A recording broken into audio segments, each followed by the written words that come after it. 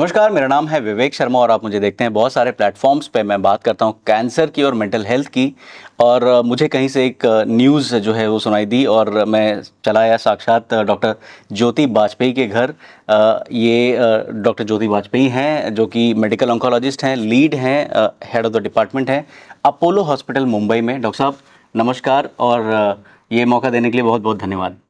धन्यवाद। और मैं भी सोचती हूँ विवेक जी की ये बहुत ही इम्पोर्टेंट सब्जेक्ट है जिस पे हम आज बात करने जा रहे हैं जी। तो चलिए हम स्टार्ट करते हैं। Thank you. सो डॉक्टर साहब, जो मुझे जो सब खबर जो है सुनाई दी थी, जो लीड मिली थी मुझे, वो ऐसा है कि आप रेयर कैंसर्स को ट्रीट करती हैं, काफ़ी सारा काम किया है आपने, बहुत सारा रिसर्च किया है एंड आप कुछ कॉन्फ्रेंस वगैरह भी करने वाली हैं। Before we get into that thing, मुझे ये बताइए कि जो रेयर कैंसर है, बिकॉज कैसा होता है ना कि हम लोग, हमारी एक टेंडेंसी होती है, हम हर चीज़ को रेयर बनाना शुरू कर देते हैं, जिस चीज़ को मतलब जिसकी वैल्यू बढ़ानी उसको रेयर बोलना शुरू कर देते हैं। तो कैंसर में किस तरह से काम करता है, क्या है ये रेयर कैंसर? तो ये बहुत ही महत्वपूर्ण सवाल आपने पूछा है। तो मैं ये बताना चाहूंगी कि हम यदि एपिडेमियोलॉजी की बात करते हैं तो इंसिडेंस वाइज हम यदि बोलते हैं तो जो कैंसर्स लेस देन 6 पर 100,000 होते हैं वो बाय इंटरनेशनल डेफिनेशन हम बोलते हैं ये रेयर कैंसर्स में आते हैं। जी।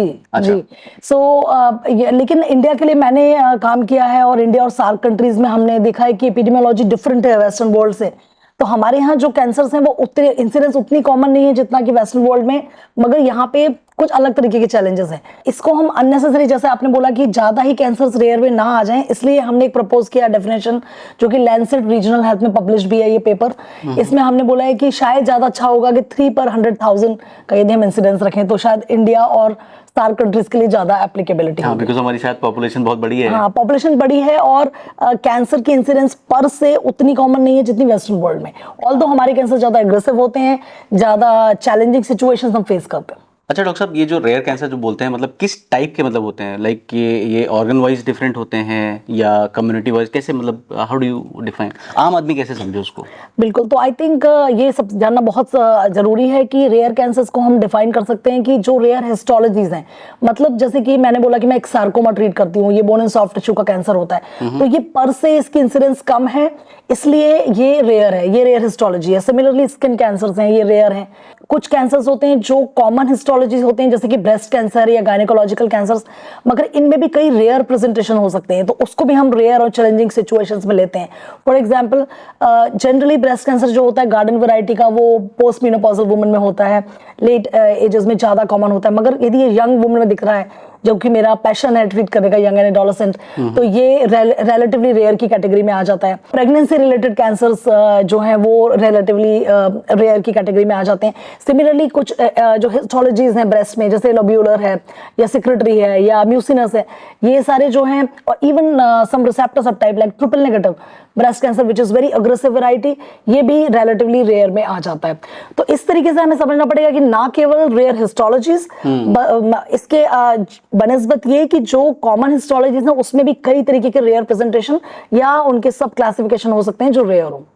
अमेजिंग। सो एक तो कैंसर होते हैं जो सच में रेयर हैं जी, एक जो होते हैं जो कॉमन है उसमें रेयर हैं। करेक्ट। फैंटास्टिक। डॉक्टर साहब, जैसे आप जब हम रेयर कैंसर की बात करते हैं तो लाइक बहुत सारे पैरामीटर्स होते होंगे, आई एम श्योर।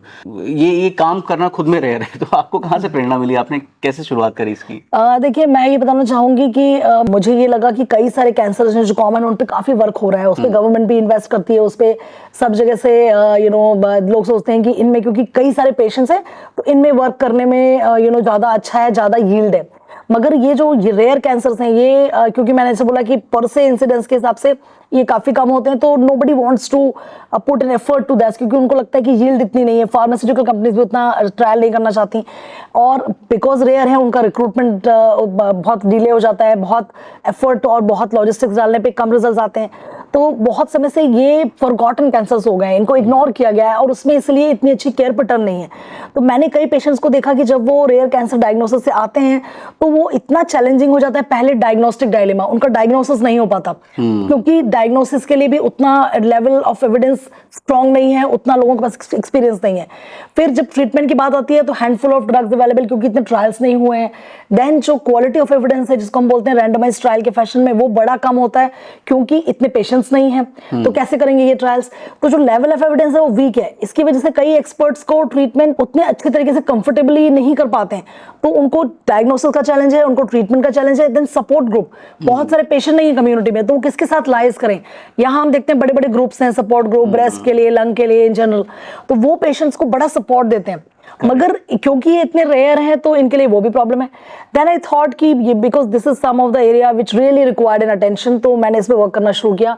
मैं टाटा मेमोरियल में थी 15+ ईयर्स एज यू नो, तो वहाँ पे मैंने काफ़ी काम किया सार्कोमास में, स्किन कैंसर्स में, प्रेगनेंसी रिलेटेड कैंसर में, यंग ब्रेस्ट कैंसर में, ट्रिपल नेगेटिव ब्रेस्ट कैंसर में, गायनेकोलॉजिकल जो कुछ रेयर कैंसर्स हैं, और इससे और मैंने एपिडेमियोलॉजी ऑफ रेयर कैंसर पे भी काम किया, first of its kind we work. तो इस सब को काम करके हमने बहुत सारा डेटा जनरेट किया है। इसकी वजह से इंटरनेशनल गाइडलाइंस में हमारे स्टडीज आए हैं। I also represented India and continent in ESMO guidelines, international guidelines for sarcoma, for advanced breast cancer guidelines for breast, and for Society of Immunotherapy guidelines for gynecological cancers. Later, ESMO जो कि European society of medical oncology, इन्होंने mission शुरू किया Europe, वहाँ पे भी problem है rare cancer की, तो यूरोप में रेयर कैंसर का मिशन स्टार्ट किया। बाद में यूरोप एशिया के साथ लाइजेशन हुआ, तो I am representing country and really contributing in this Europe Asia rare cancer mission. Additionally EURACAN जो बड़ा बोर्ड है एंड उसमें भी रेयर कैंसर्स के लिए काफी काम हो रहा है, तो उसमें भी मैं एडवाइजर हूँ, and we are really trying to make an effort कि हम इन कैंसर्स की केयर को एज स्मूथ एज पॉसिबल कर सकें और हमारे कंट्री के लोगों को भी बेहतर से बेहतर ट्रीटमेंट जो है प्रोवाइड कर सकें। इसके अलावा मैं एक चीज़ और मेंशन करना चाहूँगी अभी, कि जैसे आपने कम्युनिटी की बात की थी, तो करेक्ट, तो मैं ये बताना चाहूंगी कि एक रेयर और चैलेंजिंग सिचुएशन ये भी होती है कि यदि कुछ पेशेंट्स हैं जो बिलोंग करते हैं किसी ऐसी कम्युनिटी को जो उतना रिप्रेजेंटेड नहीं है, या कुछ स्टिग्मा, हाँ, LGBTQ हो गया जैसे, या मेंटल हेल्थ कम्युनिटी हो गई, या HIV कम्युनिटी हो गई, समथिंग। करेक्ट, आपने बहुत ही इंपॉर्टेंट टच पॉइंट्स पे फोकस किया है। तो मैं बताना चाहूंगी कि because these are the communities where there is some stigma also attached, तो उसकी वजह से लोग दे डोंट कम फॉरवर्ड, वो आते नहीं, स्क्रीनिंग नहीं कराते। उसके बाद कुछ उनकी हैबिट्स में भी कई बार ऐसा हो जाता है कि tobacco, alcohol etcetera is more common, and screening भी नहीं हो रहा है। फिर इवन इफ यदि कुछ कैंसर आ गया तो then they tend to neglect it even further, because there is a fear, as we talk about fear of unknown, fear of how to get handled, whether there will be a safe space to get appropriate treatment, ये सब बड़े important issues हो जाते हैं। तो मैं भी एस्को diversity force में, इस बार जो हमारा एस्को में काफी बज़ था about LGBTQ+ community cancers, and I'm really joining hands with the global team leaders, and Dr. Shal Mangi is one of those who is the leader from ASCO and Dana-Farber। तो हम work कर रहे हैं together collaboration में कि हम कैसे इस तरह के कैंसर्स को एक अच्छा ट्रीटमेंट पाथ दे सके और कैसे उनकी स्क्रीनिंग एटसेट्रास को इंक्रीज कर सकें।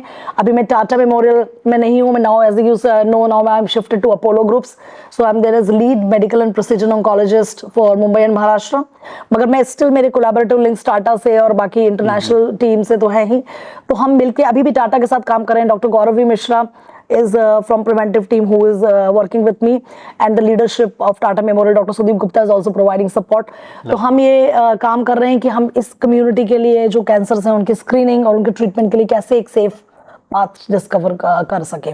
जी डॉक्टर साहब, इस पे ये इतना बड़ा टॉपिक है ना कि मुझे लगता है कि हमें कुछ मिनट नहीं कुछ घंटों बात करनी चाहिए, और मेरे ख्याल से कंसिस्टेंट कम्युनिकेशन होना चाहिए, बट समय की सीमा है। तो आज का जो डिस्कशन है, I would like to drive towards कि एक जो कॉन्फ्रेंस आपकी होने वाली है, अपोलो कॉन्क्लेव जैसे आपने बताया, तो उसमें एजेंडा क्या है, मुद्दा क्या है, क्या बात करने वाले हैं, और किस किस तरीके के लोग आने वाले हैं?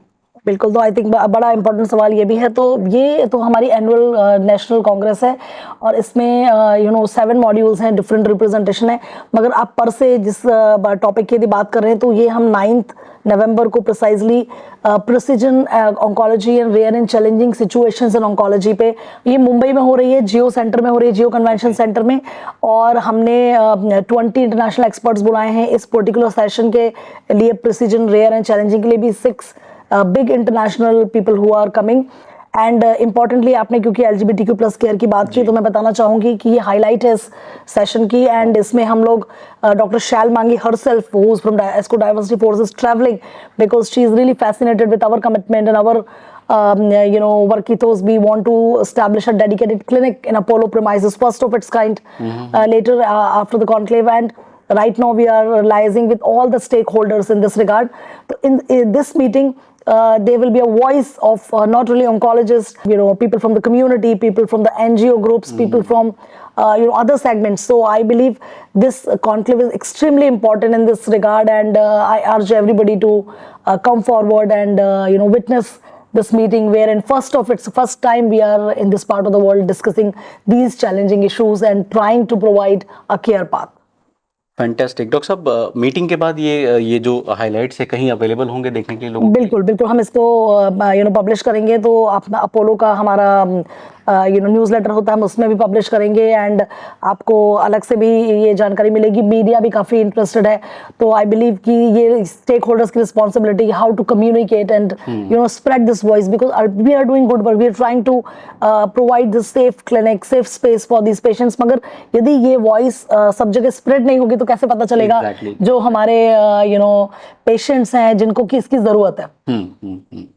अमेजिंग, बहुत मज़ा आया डॉक्टर साहब आपके साथ बात करके, और मुझे लगता है कि बड़ा महत्वपूर्ण काम आप कर रहे हैं एंड हमारी पूरी शुभकामनाएं और पूरा सपोर्ट आपके साथ है एंड हम मिलते रहेंगे और बातें करेंगे इसके बारे में, क्योंकि इसके बारे में बात करना ज़रूरी है। एब्सोल्युटली। आप सुन रहे हैं मुझे, विवेक शर्मा, सोशल एंटरप्रेन्योर को, with doctor Jyoti Bajpai from Mumbai.